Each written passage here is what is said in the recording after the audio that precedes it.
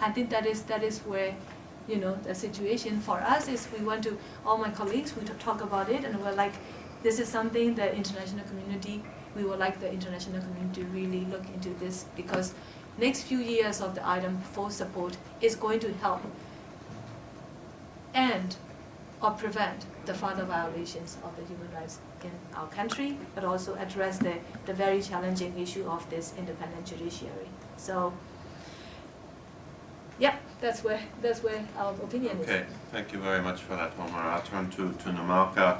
Obviously here, the way in which things are unfolding is not identical, but we do have a situation where, in a way, the scrutiny of the Council reached its highest peak to date with the institution of the OHCHR investigation, and then not so long after we see this potential political change at the national level that leads the Council to step back and at the request of the High Commissioner sort of leave some space before that process reports back. From your point of view in terms of the role of the Human Rights Council, I mean, obviously the former government had a very militant response to scrutiny by the Human Rights Council. What do you see the impact having been to date at the national level of this attention from the Council, and what do you see in the future in Namalka about further scrutiny by the Human Rights Council as things develop? I would agree with my colleague to say the happiest moment in my life would be that we are neither in item 4 or neither in item 10 or whatever. That, you know, the country is able to handle itself. And the issue that to me is like a really challenging and really traumatic situation to have to come to Geneva, to have to go here and there, you know, to discuss about countries' international compliances. Let's hope for a day that Sri Lanka and Burma will be able to get out of it. And I remember when she shared about the past in 1992, my own struggles with Burma began in 1993. I won't tell how old I was. You were bold enough to say how old you were, but you know, I will not say that, you know, that would reveal my age as far back as 1993. Okay, as a human rights defender, I'm disappointed that the report got delayed, that it was not tabled in March. But the political strategist in me would say that it was 100 days government, and if the report had come, the government could have easily given an excuse to say nobody is responsible, we'll put it off, and then we would have had a lot of work. You know, we know, some of us, the struggle that we have gone through, the efforts that went into getting something out of United Nations Human Rights Council was a great effort. You know, there were very few people who started this journey, and I see Kiruba and Father Emmanuel here. You know, it was very hard struggle, long drawn struggle, finally ending up. I'm not even referring to the war. You know, the struggle to get the human rights issues in Sri Lanka is very old. You know, the after war is another matter. So finally we have these war crimes, violation of humanitarian laws and continuum human rights. You know, you have to look at it within that larger framework, deferred to September, and I hope that we will have a good discussion in September with regard to the recommendations. With regard to the Sri Lankan government and its response, I would say that we're making all kinds of promises. We are yet to see the improvements happening back at the local level. At the local level,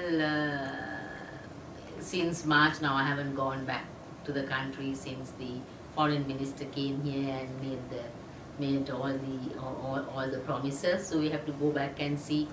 Our indicators would be whether the Sri Lankan government will change the present Human Rights Commission, the setup of the present commission, how effective the new Human Rights Commission would be and how independent the new Human Rights Commission would be.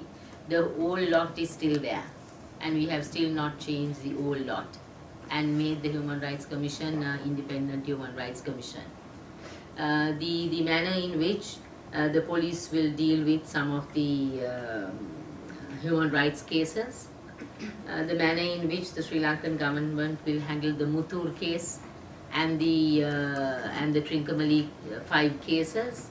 Those are cases that the Sri Lankan government can easily deal with. You don't have to wait till the UN tells you, till the report comes, the September report. Muthoor case, Trincomalee case, the manner in which they will deal with some of the grave cases for which there is already evidence available inside the country. So they can do something between now and September. I mean, in order to respond to the fact that there is a political commitment to the words that they utter in New York and also in Geneva. These are people with whom we have campaigned during the previous regime for greater accountability. But I would like to just briefly say this and leave it there. Listening to you, I would like to say the main perpetrators are still there in power in Sri Lanka, and that is the Sri Lanka Freedom Party and the ideology that it continued to nurture the violence and nurture the statist attitude. They are still in power. They are still controlling the Sri Lankan government.